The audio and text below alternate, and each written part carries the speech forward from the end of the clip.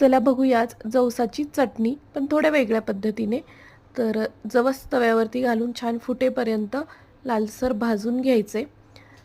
पूर्णपणे गार झाल्यानंतर 2-3 लसूणच्या पाकळ्या घातल्यात, थोडंसं जिरं, चवीनुसार मीठ आणि लाल तिखट घातले.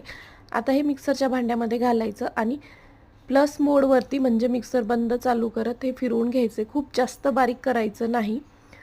बघा अशा पद्धतीने थोडंसं जाडसरच चटणी बनवायची. आता ही चटणी तयार झालेली आहे.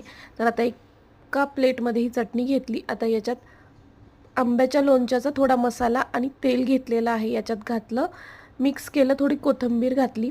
आता हे मुलांसाठी बनवत होते म्हणून त्याच्यामध्ये कांदा घातलेला नाही, बारीक चिरून यात कांदा घालू शकता, खूप मस्त लागते. तर ही चटणी भाकरीबरोबर, चपातीबरोबर, भाताबरोबर सुद्धा खाऊ शकता. नक्की करून बघा आणि चॅनेलला सबस्क्राईबसुद्धा करा.